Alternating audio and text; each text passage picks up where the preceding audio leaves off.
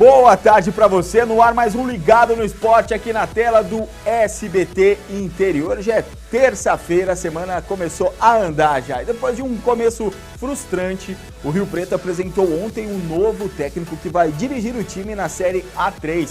Depois de demitir Ricardo Moraes, o Jacaré fechou a contratação de Carlos Rossi. O treinador chega com os objetivos de tirar o clube da zona de rebaixamento e até mesmo chegar até o G8. Essa é a cara do novo comando técnico do Rio Preto. Nesta segunda-feira, Carlos Rossi foi apresentado como novo treinador do Jacaré.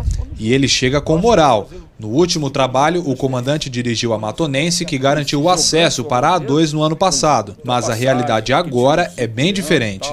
O que eu procuro, na verdade, é esquecer o que passou. Passou ótimo, maravilhoso, subimos com a Matonense, fizemos um trabalho bom na Série A2, mas é pensar no futuro. E aí, para pensar no futuro, você tem que observar o presente da forma que ele é. E o nome dele foi assim consensual e automático, porque é realmente um técnico vencedor, vai saber mexer com o ânimo dos jogadores e certamente vai nos tirar dessa situação. O Rio Preto não faz uma boa campanha na Série A3. Em 7 jogos, o time perdeu 5 e venceu apenas 2. Os 7 pontos somados até agora deixam o Jacaré na zona de rebaixamento. Eu cheguei a um ponto da minha carreira que eu não posso pensar em outra coisa a não ser de tentar chegar entre os 8. Agora é óbvio que para chegar entre os 8 você tem que dar os primeiros passos, sair lá de baixo.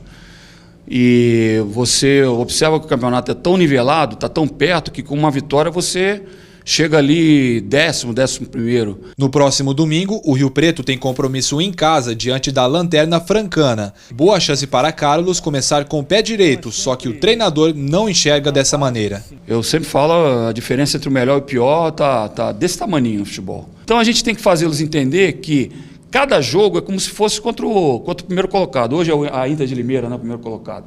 Se eles entenderem isso, a intensidade de jogo, a gente começa a entender melhor como é que funciona o campeonato.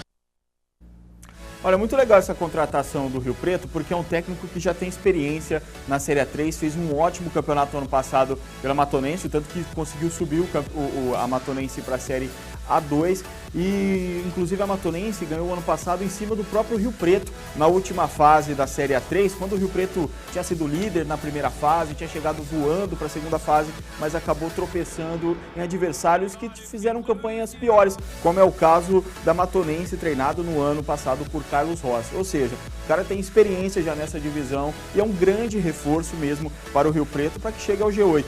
Como o técnico disse, o Rio Preto está com 7 pontos agora e o G8 está com 12 pontos, mais ou menos assim. 2, 3 vitórias seguidas, o Rio Preto pode chegar com certeza lá no grupo de classificação e disputar assim a vaga para o acesso, né? Não está longe esse acesso não. Faltam 12 rodadas ainda para o final do campeonato, tem muito chão pela frente. Espero que o Carlos Rossi faça outro grande trabalho, como ele fez na Matonense agora no Rio Preto. Só reforçando que a partida entre Rio Preto e a Lanterna Francana vai marcar a estreia do Carlos Rossi no comando do Jacaré, né? Vai ser no domingo, às 3 da tarde, aqui no Anísio Haddad. E se vencer, o time pode deixar a zona de rebaixamento para trás, já que está todo mundo embolado ali nas últimas posições. E nessa semana volta o sofrimento do brasileiro, aquela palavra que está na moda, né? A sofrência versão 2015. Isso porque o técnico Dunga vai fazer a primeira convocação da belíssima seleção brasileira para 2 amistosos que servem de preparação para a Copa América, que vai ser realizada lá em junho no Chile. 26 de março, o Brasil enfrenta a seleção da França em Paris. 3 dias depois, em Londres, o adversário será o Chile, anfitrião da Copa América. A competição sul-americana começa no dia 14 de junho contra o Peru. 2 jogadores que brigam por uma vaga no meio de campo da seleção roubaram a cena neste final de semana na Europa. Felipe Coutinho, do Liverpool, e Felipe Anderson, da Lazio, marcaram gols muito parecidos. E aí, em quem você aposta? Olha, inclusive esses gols foram parecidos com o gol do Jadson, né? Esse final de semana eu vi pelo menos mais uns 4 gols parecidos com gols do Jadson.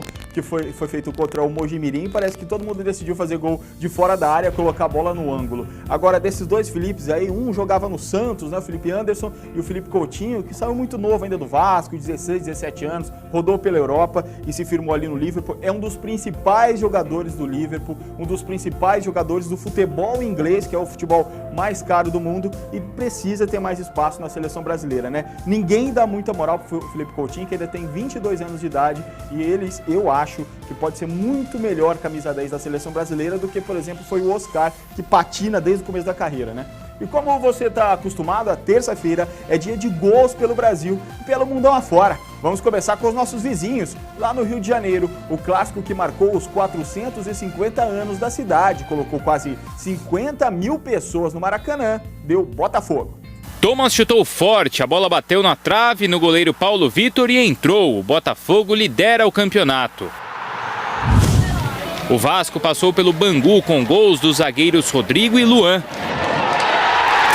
O Fluminense venceu o Resende. Wellington Silva marcou aos 42 do segundo tempo.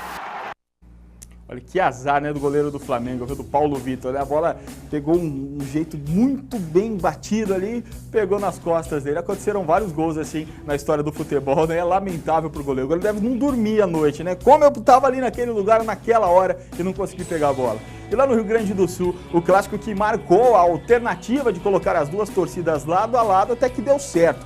Mas uma parte dos torcedores, só para variar, quebrou cadeiras lá no Beira-Rio. Pela primeira vez, o grito de gremistas e colorados foi ouvido em harmonia.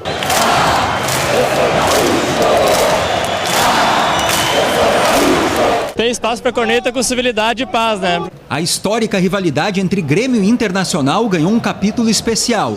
2.000 torcedores fizeram parte da ala mista no Beira-Rio. Primeiro clássico com namorado no mesmo estádio. Que seja uma festa muito bonita para todo mundo. Nem o empate em 0-0 desanimou os torcedores. Foi muito legal, foi demais. Mas o Grenal não foi só de paz. Integrantes e torcidas organizadas do Grêmio que não estavam na área mista quebraram banheiros, danificaram câmeras de segurança e também cadeiras aqui da arquibancada. Ao todo, 50 cadeiras vão ser substituídas, prejuízo de cerca de R$15 mil. Do lado de fora do estádio, mais vandalismo. Um tumulto entre torcedores deixou carros quebrados. 11 pessoas foram detidas. Todos foram submetidos a audiências. Desses 3, houve proposta do Ministério Público para suspensão deles de frequentar os jogos. Em Salvador, torcedores de Bahia e Vitória também brigaram antes do clássico no Barradão. A polícia usou bombas de gás e cavalaria para acabar com a confusão. Assustado, esse homem levava o filho no colo. Em campo, tudo igual. O Bavi terminou em 1-1. Olha, mas mesmo assim, com a briga que deu, lá na Bahia que não teve essa história de torcida mista, né? Mas lá no Rio Grande do Sul deu pouca briga em relação a brigas anteriores. É pouca briga, mas é briga, né? Também não concordo, não acho que é certo, mas é um caminho para a gente andar para europeização, pelo menos da torcida, né? Para não ter essa briga aí dentro dos estádios, para que as coisas sejam em paz. É um caminho que a gente deve seguir aqui no estado de São Paulo também. Em breve, o próximo majestoso entre Corinthians e São Paulo já deve ter mais ou menos uma ação parecida com essa aí. E depois do intervalo, Mirassol tenta se recuperar do baque de ter sido muito prejudicado pelo juizão na última partida. Nós já voltamos.